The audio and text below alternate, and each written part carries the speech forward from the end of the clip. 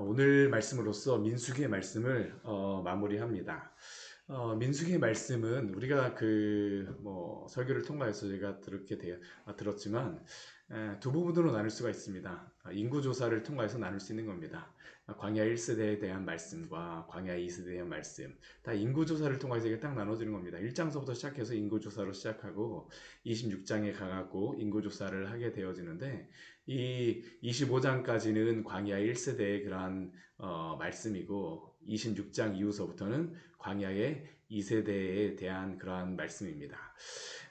그리고 그 광야 2세대에 대한 그러한 말씀, 26장 이후의 말씀은 인구조사에 대한 말씀으로 시작하여서, 그리고 또 가나안 땅에 들어가게 되면 어떻게 기업을 나눌지에 대하여서 말씀하셨던 것과 어떻게 예배할지, 또 지파들이 어떻게 그 땅들을 차지하게 될지, 사실 대부분의 내용들이 이 하나님이 주신 약속한 땅과 기업과 그것을 어떻게 예배할지에 대한 것입니다. 그러니까 미래적인 그러한 말씀이죠.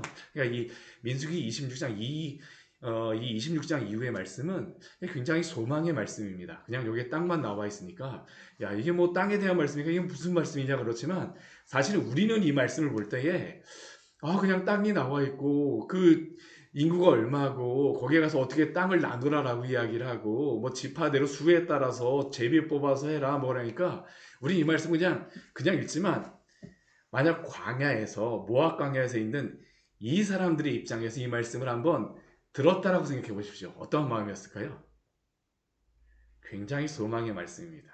우리가 그렇지 않습니까? 새 집을 만약 이사 간다라고 한번 해보세요. 저도 처음에 집을 사갖고 이사 갈 때, 그리고 또 다음 집에 이사 갈 때, 항상 이사를 갈 때 항상 느낌은, 야, 이 새 집에 이사 가구나 하면서, 그 집에 가게 되면 무엇을 준비하고, 뭐 이사하기 얼마 전서부터 제가 무엇을 준비할지를 다 준비하잖아요. 그렇죠? 오늘 주시는 이 말씀은 이스라엘 백성에게 소망의 말씀입니다. 소망의 말씀이에요. 26장 이후의 말씀은 어떻게 그들이 들어갈지에 대해서, 이 하나님이 주시는 소망의 말씀이에요. 너희가 반드시 들어가서 이 땅을 얻게 될 것이다. 그런데 이 민수기 26장 이후의 말씀에서 실제로 다 그 땅을 받은 사람들도 있습니다. 어떠한 사람들입니까? 므낫세, 그리고 또 므낫세 반지파, 그리고 또 그 갓지파, 르우벤 지파, 밀가루 지파죠. 그렇죠. 이 지파들 같은 경우엔 직접 땅을 받았습니다. 그러다 보니까 이 사람들은 어떤 특징이 있냐면, 그곳에 직접 땅을 받게 되니까 다른 사람들은 조금 뭐 한 1년 뒤에 2년 뒤에 받는다고 하지만, 이 사람들은 당장 받은 거니까 하나님이 주신 그 말씀을 바로 어떻게 합니까? 적용을 합니다. 적용을 하다 보면 어떤 문제가 발생할까요? 실제로 실제로 다 말씀하고, 우리가 법도 그렇잖아요. 법을 실제로 다 우리는 알고 있다 할지라도 그 법을 적용하다 보게 되면 실제로 다 적용하다 보면 발생하는 예외적인 문제들이 있습니다. 이게 오늘 민수기 36장 말씀에서 나오는 말씀입니다. 예외가 발생을 했어요. 왜냐하면 이 사람들은 실제로 다 땅을 받았기 때문입니다. 우리가 지금까지 그 기업에 대하여서 보면서 하나님이 주시는 두 가지의 중요한 기준이 있었습니다. 첫 번째가 무엇입니까? 수에 따라서 나누라. 두 번째가 무엇입니까? 제비 뽑아서 나누라. 세 번째를 한다면 레위인에게는 그 땅을 주지 말아라. 레위 지파 같은 경우는 48개의 성읍을 각 지파별로 우리 나눈다라고 하게 되면 4개씩 이렇게 네 개씩 나누었을 터인데, 그러한 것을 땅을 나누라는 것, 이것이 바로 가장 중요한 세 가지의 기준입니다. 근데 이렇게 하면서 예외 사항이 발생하여서, 앞에서도 하나 예외 사항이 발생했습니다. 그게 무엇입니까? 광야에서 걸어왔는데 땅을 나누라라고 딱 하니까 광야 1세대였던 아버지는 죽었습니다. 그런데 자식들은 누구만 남아있냐면 딸들만 있어요. 그러면 이 사람들은 어떻게 합니까? 이 사람들도 하나님이 주신 땅에 들어가는 건데, 막상 하나님이 주신 땅에 들어갔는데 집이 없습니다. 이것만큼 황당한 것이 어디 있습니까? 하나님이 그러니까 어떻게 말씀하세요? 이 슬로보아스의 집이었었죠. 슬로보아 같은 경우에는 딸만 있다 할지라도 그 아버지의 이름이 사라지지 않도록 하기 위하여서 기업을 그 땅의 딸들에게 주라라고 말씀하셨습니다. 근데 그렇게 딸들에게 기업을 주고 나니까 막상 실제로다 그 딸들에게 기업을 나눠주고 나니까 오늘 말씀에 문제가 발생하는 겁니다. 오늘 말씀을 보게 되면 요셉의 종족 중에 므낫세의 손자 마길의 아들 길르앗의 종족들의 수령들이 나왔습니다. 이 사람들은 어떤 사람들입니까? 이 요단 동편의 땅을 받은 사람들입니다. 므낫세 지파의 마길의 그 아들들이, 마길의 족속들이 이 므낫세 반지파를 이루고 있는 겁니다. 그 아들들이 땅을 나누고 있습니다. 그들은 벌써 이제 땅을 수에 따라서 나누는 겁니다. 그래서 2절 말씀에 오게 되면 여호와께서 우리 주에게 명령하신 모세 당신에게 말씀하신 대로 이스라엘 자손에게 제비 뽑아서, 우리 지파는 벌써 제비 뽑아서 그 기업의 땅을 주게 하셨고, 우리가 이렇게 땅을 나누다 보니까 누구에게까지 땅을 주었냐면 슬로보앗의 그 딸들에게 그 기업을 주었습니다. 잘했습니다. 하나님의 말씀을 따라서 잘 나눈 겁니다. 근데 무엇일까요? 문제는 무엇일까요? 근데 이 딸들에게 기업을 주고 났는데 이 딸들이 만약 다른 지파의 사람들에게 시집을 가버리게 되면 이 땅은 그러면 어떻게 됩니까? 이 기업이라고 하는 것은 굉장히 중요한 게 하나님이 그 지파에게 주신 것입니다. 그리고 이 지파에게 주신 이 땅은 옮겨지지 않도록 하나님께서 아예 그냥 딱 명시하신 것입니다. 제비 뽑아서 수에 따라서 주라고 하는 것은 이것을 옮기지 말라라는 겁니다. 우리 잠언 말씀에 보면, 그래서 잠언 22장 28절 말씀에 보게 되면, 잠언의 말씀에 보게 되면 두 번씩 나와 있습니다. 어떤 말씀이 나와 있냐면 내 선조가 세운 옛 지게석을 옮기지 말지니라. 이 지게석이라고 하는 게 의미가 뭐냐면요, 땅으로다 경계를 삼은 돌입니다. 땅의 경계예요. 어떤 지파 무엇으로다 이렇게 딱 둘렀을까요? 큰 돌들이 아마 거기에 딱딱 있었을 겁니다. 누가 보아도 이것은 지게석이라는 것을 압니다. 이 지게석은 옮기지 말아야 돼요. 집안에 따라서 그렇습니다. 이 땅에 이러한 것들을 옮기지 말아라. 예전에 보니까 저희 아버님 예전에 목회하실 때 어떤 일이 있었었냐면, 교회 그 땅을 이렇게 측량한다라고 이렇게 했었는데 나중에 알고 보니까 이 땅이 옆에 사시는 분하고 이 땅이 이게 묘하게 이렇게 들어와 있는 것이 있더라고요. 그래야 그걸 어떻게 처리해야 되냐라고 하는 것들이 있는데, 오늘날에도 이러한 것이 땅 측량하다 보면 옛날에 그 측량했던 것이 요즘에 새로 이거 뭐 집 지려고 하다 보니까 이게 땅이 옮겨지게 되면 어떻게 됩니까? 문제가 발생하지 않습니까? 하나님께서 이것은 아예 땅에 대하여서는, 이스라엘 땅에 대하여서는 옮기지 말라라고 말씀하셨습니다. 이건 하나님이 주신 명령이었습니다. 이스라엘 백성에게는. 이 기업을 딱 정하여 줬으면 그것을 유지하라 합니다. 이것을 굉장히 소중히 여기라는 것이죠. 그러니까 이 지파들이 와서 이야기하는 겁니다.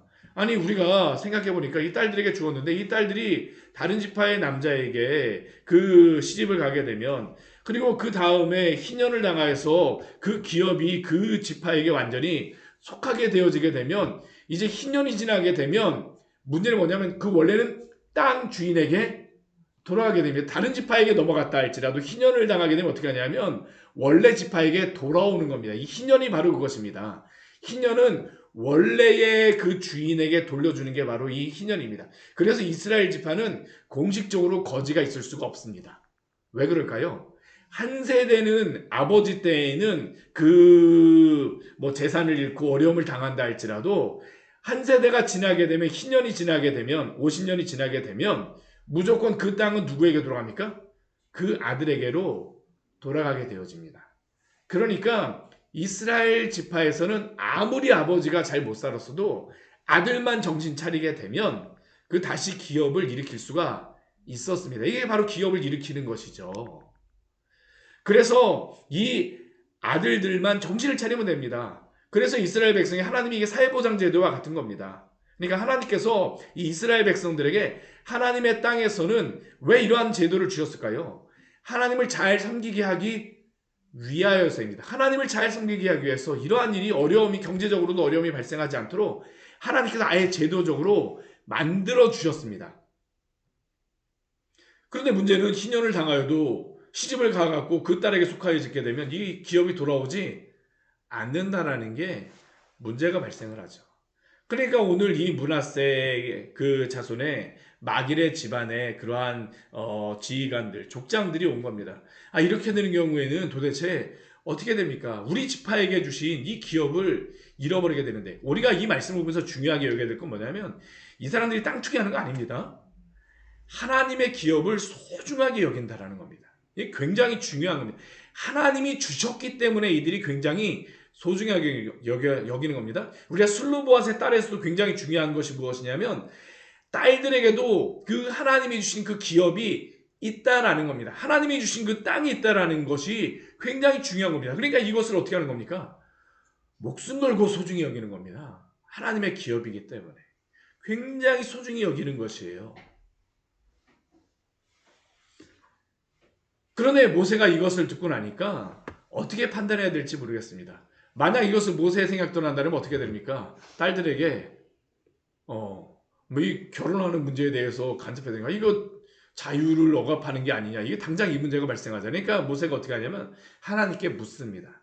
오늘 그래서 36장 5절 말씀해 보게 되면 그 어떻게 시작하냐면 모세가 여호와의 말씀으로 이스라엘 자손에게 명령하여 이르되, 모세의 말이 아닙니다. 누가 주시는 말씀입니까? 하나님께서 모세에게 말씀하여 주시는 말씀입니다. 하나님의 말씀으로 모세가 전하는 겁니다. 무엇이라고 전합니까? 요셉 자손 지파의 말이 옳도다. 하나님이 아예 그냥 명시적으로 말씀하셨습니다. 기업을 잃어버리면 안 된다라는 겁니다. 기업을 지켜야 합니다. 그래서 하나님이 무엇이라고 말씀하셨느냐? 우리 36절 이후의 말씀에 보게 되면 한 가지죠. 슬로보아스의 딸들이 마음대로 시집가지만 딱 한 가지 제한사항이 있습니다. 오직 그 조상 지파의 종족에게로만 시집갈지니. 슬로보아스의 딸들이 마음에 들은 그러한 그 사람에게 마음대로 시집갈 수 있지만 오직 그 조상 지파의 종족들에게만 시집갈지니. 근데 이것이 한편으로는 굉장한 자유를 주는 것 같지만 또 한편으로는 무엇입니까? 분명히 제약사항이 있습니다. 근데 이게 조심해야 될 게 뭐냐면 이게 또 다른 이스라엘 백성에게는 무엇이 될 수 있는 것일까요? 선악과가 되어줄 수 있는 겁니다. 잘 생각해야 되는 말씀이 바로 이 말씀입니다. 근데 궁금해 한번 생각해 보십시오. 이 므낫세 그 지파의 그런 사람들이 몇 명이나 될까요? 우리가 앞에 보게 되면 남자가 5만 명이 넘습니다. 굉장히 많은 그러한 므낫세 지파의 사람들이 굉장히 많은 사람들입니다. 근데 그 안에서 남자를 찾을 수가 없을까요?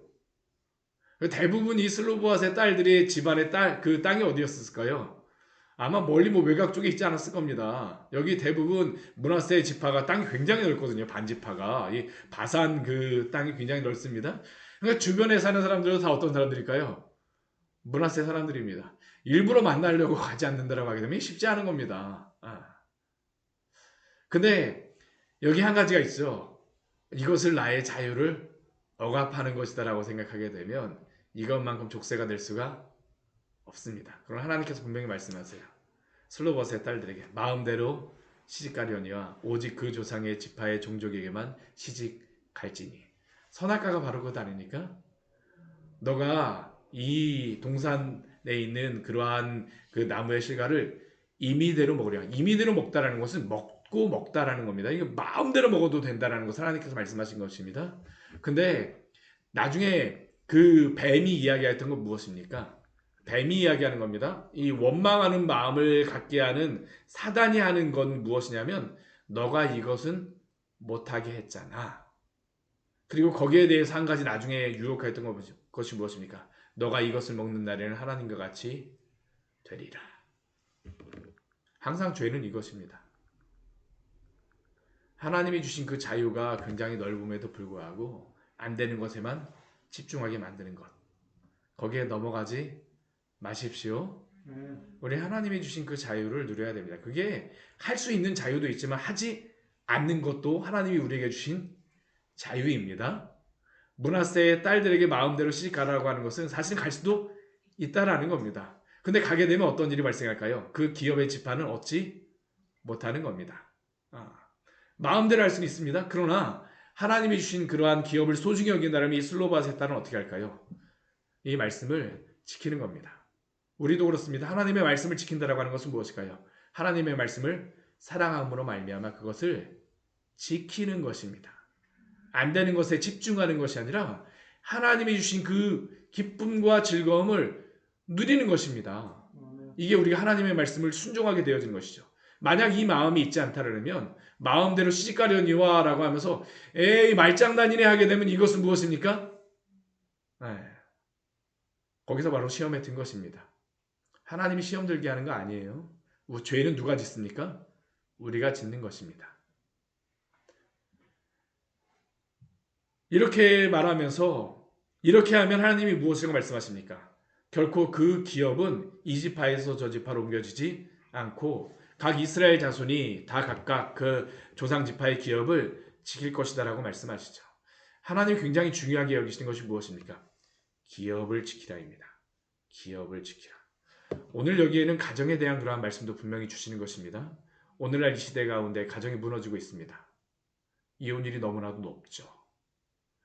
결혼이라고 하는 그 울타리가 아닌 마음대로 살아가고 한다라고 하는 그러한 생각들, 동거, 또한 여러 가지 혼전, 순결 다 무엇입니까? 가정을 무너뜨리는 것입니다. 심지어는 무엇까지 합니까? 동성 간의 결혼까지 이야기하고 있습니다. 왜 내 자유를 억압하느냐? 이게 바로 사람들이 이야기하는 이야기이죠. 그런데 하나님께서는 창조의 마지막을 무엇으로 완성하셨습니까? 가정으로 완성하셨습니다. 우리가 가정을 허문다라고 하는 것은 선악과를 따먹는 것하고도 또 우리가 연관되어 있음을 우리는 기억해야 됩니다. 하나님이 주셨기에 오늘날 이 시대에 가장 문제가 되는 7계명이 굉장히 중요한 그 10계명 자체가 바로미터입니다. 우리 신앙의 바로미터입니다. 근데 이 7계명 같은 경우는 가장 먼저 무너지는 계명이 바로 이 7계명입니다. 물론 1계명서부터 4계명은 보이지 않는 하나님이니까 뭐 벌써 드러나서 근데 1계명서부터 4계명을 지키지 않게 되면 가장 먼저 들어오는 것이 무엇일까요? 이 7계명서부터 보이는 것이 바로 그것으로 보이는 것으로서 나타나는 게 7계명이죠. 나는 분명히 압니다. 나는 분명히 알아요. 오늘날 이 시대 가운데도 하나님이 주시는 말씀입니다. 근데 오늘 하나님께서 분명히 무엇이라고 말씀하세요? 우리 9절 말씀 같이 한번 읽겠습니다. 그 기업이 이 지파에서 저 지파로 옮기게 하지 아니하고 이스라엘 자손 지파가 각각 자기 기업을 지키리라. 각각 자기 기업을 지키리라. 가정을 지키십시오. 교회를 지키십시오. 또 교회도 우리가 이 교회 저 교회 마음대로 아닙니다. 교회는 결혼과 같습니다. 사실은 교회도 결혼과 같이 말씀하셨어요. 우리가 말씀을 잘 보게 되면 언약을 세운다라는 겁니다. 결혼이라고 하는 것. 그러니까 교회에 우리 신앙생활 하는 것도 우리가 교회에 뭐 함부로 옮긴다 아닙니다. 사실은 보이는 명시적인 교회를 주셨습니다.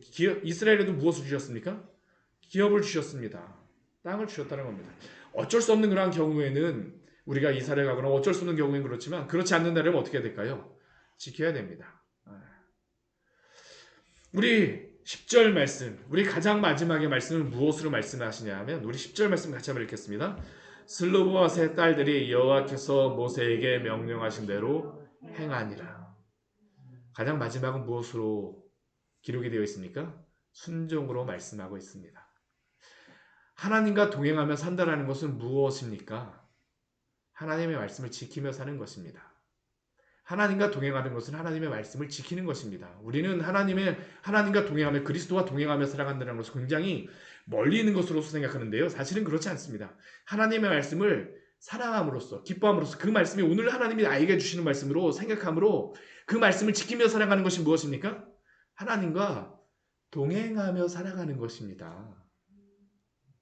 굉장히 중요한 겁니다. 오늘 10절 말씀을 보게 되면 슬로보와 세 딸들이 여호와께서 모세에게 명령하신 대로 행하니라.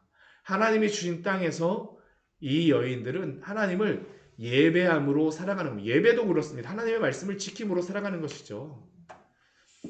이 여인들이 모세에게 명령하신 대로 행하니라. 하나님이 주신 땅에서 그렇게 살아가는 겁니다. 이게 복받는 사람 아닙니까? 그래서 그 여인들은 누구의 아내가 되었냐면 숙부의 아들들의 아내가 되었다라고 이야기합니다. 왜 그랬을까요? 기업을 지키기 위해서입니다. 하나님의 말씀을 지키는 것입니다. 굉장히 중요한 말씀이 우리가 이 슬로보아스의 딸들이 중요한 게 뭐냐면 슬로보아스의 딸들의 이름들은 나옵니다. 여기에 보게 되면 말라와 디르사와 호글라와 밀가와 노아. 이 여인들의 이름이 성경에 나오기가 쉽지 않습니다. 근데 이 슬로보와 딸들의 남편들의 이름 나올까요? 나오지 않습니다. 축복의 이름을 기억하십시오. 하나님의 말씀을 사랑함으로 기뻐함으로 순종하였던 여인들의 이름을 기록하십니다. 더군다나 구약에서요. 한 번만이 아닙니다. 두 번씩이나 앞에서 기록하세요. 하나님이 주신 놀라운 축복에 아무 이름이나 기록하지 않으시잖아요. 하나님의 기업을 정말로 지킨 사람들입니다. 순종한 사람들입니다. 하나님이 기뻐하시는 사람들이죠. 이 여인들에게는 기업도 주셨습니다. 하나님의 말씀을 기뻐함으로 순종하십시오. 율법주의적으로 지키는 게 아닙니다. 율법주의는 그냥 이것을 그냥 지키는 겁니다. 하나님을 사랑함으로 말미암아 그 하나님을 경외함으로 말미암아 지키는 것, 그것은 성도에게 당연한, 그건 율법주의 아닙니다. 오히려 그것을 율법주의라고 하는 사람들이 이단입니다. 율법주의 아니에요. 오늘날 이 시대 가운데에서 막 그 동성애하면서 하나님이 그 율법주의다. 아닙니다. 그 사람들 하나님 앞에 회개해야 됩니다. 하나님 기뻐하지 않으세요. 분명히 말씀하고, 오늘 이 여인들의 이름이 드러났다는 게 하나님이 증명해 주시는 것입니다. 하나님이 기뻐하시죠.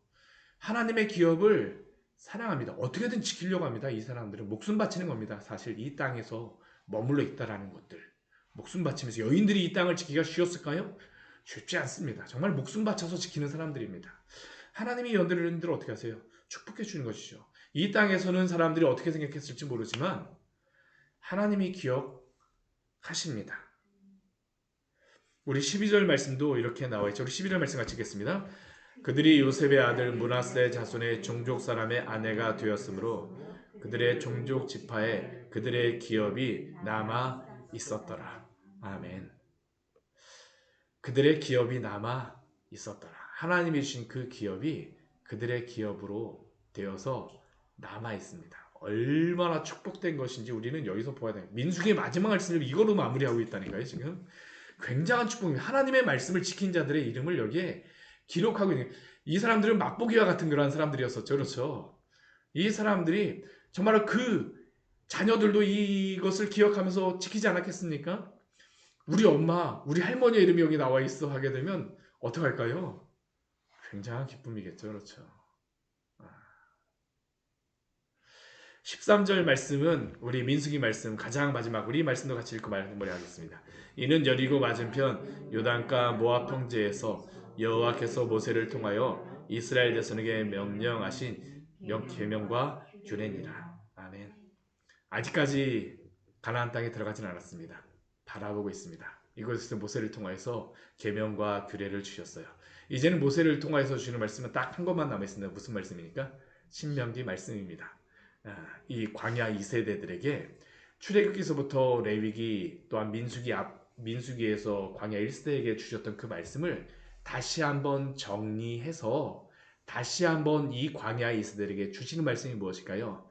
신명기의 말씀입니다. 새로운 명령의 책, 새로운 계명의 책이 바로 이 신명기죠.